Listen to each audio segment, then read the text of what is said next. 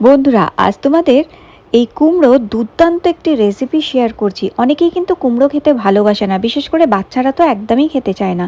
আজকে কুমড়োর যে রেসিপিটা আমি শেয়ার করছি, এটা যারা কুমড়ো খেতে ভালোবাসে না তারাও কিন্তু চেটে পুটে খেয়ে নেবে, এবং আজকের এই রেসিপিটা ভাত বা রুটি দুটোর সাথেই কিন্তু দুর্দান্ত খেতে লাগে। তাহলে চলো ঝটপট দেখে নিই।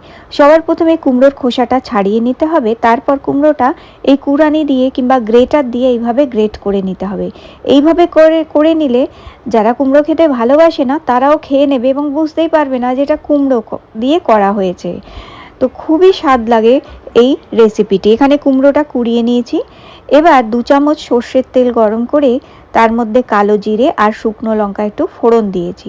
ফোড়নটা ভালো করে ভেজে নেবার পর বেশ কিছুটা রসুন দিতে হবে এখানে।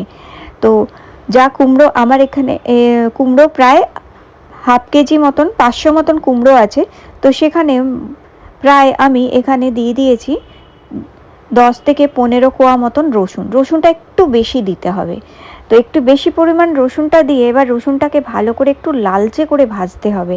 রসুনটা যখন বেশ লালচে করে একটু ভাজা হবে, এবার আমরা কোরানো কুমড়োটা এর মধ্যে দিয়ে দেবো। কুমড়োটা এর মধ্যে দিয়ে দেওয়ার পর ভালো করে তেলের সাথে এবং ফোড়নের সাথে মিশিয়ে নিতে হবে আমাদের। এই সময় গ্যাসটা একটু কমিয়ে রাখতে হবে, নাহলে কিন্তু পুড়ে যাবে। কমিয়ে রেখে ভালো করে মিশিয়ে নেবার পর এবার এর মধ্যে মশলা দিয়ে দেবো। যেমন এই যে হলুদের গুঁড়ো 1 চামচ, শুকনো লঙ্কার গুঁড়ো 1 চামচ আর স্বাদ মতন নুন 1 চামচ। সমস্ত এই 3টে মশলা দিয়ে এই কুমড়োটাকে ভালো করে আমাদের নেড়েচেড়ে মিশিয়ে নিতে হবে এই মশলার সাথে।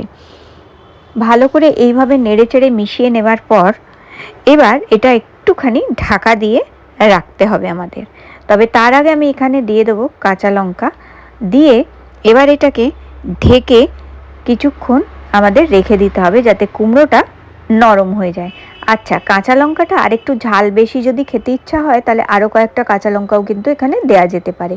কাঁচা লঙ্কাগুলো গোটা অথবা চিড়ে দেয়া যেতে পারে। এবার কুমড়োটা খুব সুন্দর সেদ্ধ হয়ে গেছে। কয়েকটা রসুনের কোয়া আমি খুন্তি দিয়ে একটুখানি ঘেঁটে দিলাম এইভাবে, বাকি রসুনের কোয়াগুলো আস্তে আস্তেই থাকবে। এবার ভালো করে এই কুমড়োটাকে একটুখানি নেড়ে চেড়ে আমাদের ভেজে নিতে হবে। এই সময় গ্যাসের আঁচটা একটুখানি বাড়িয়ে মিডিয়াম ফ্লেম করে দিয়ে ভালো করে এইভাবে নাড়তে চাড়তে হবে যতক্ষণ না কুমড়োটা ভালো মতন ফ্রাই হয়ে যাচ্ছে আর তেল ছাড়ছে না। যখন এরকম খুব ভালো মতন ফ্রাই হয়ে যাবে, একটু ধনেপাতা কুচি দিয়ে ভালো করে এটাকে নেড়ে চেড়ে মিশিয়ে নিয়ে এবার এটাকে নামাতে হবে। তো কুমড়োটা ততক্ষণ একটু ফ্রাই করবে যতক্ষণ না দেখবে কুমড়োটা থেকে তেল ছাড়ছে এবং কড়া থেকে পুরো আলগা হয়ে ছেড়ে দেবে আর একদম মন্ড মতন তৈরি হয়ে যাবে।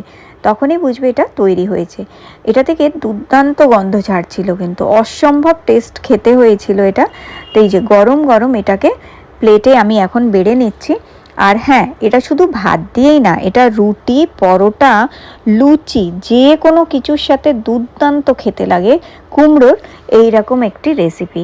গরম গরম ভাতের সাথে তো এটা হলে আর কিছুই লাগবে না, এটা দিয়েই সব ভাত খাওয়া হয়ে যাবে। তাহলে আজকের কুমড়োর এই রেসিপিটি ভালো লেগে থাকে যদি অবশ্যই লাইক দিয়ে আমার চ্যানেলটি সাবস্ক্রাইব করে রেখো। আবার দেখা করব তোমাদের সাথে নতুন কোনো একটি রেসিপির সাথে। তো কুমড়োর রেসিপিটি অবশ্যই ট্রাই করো।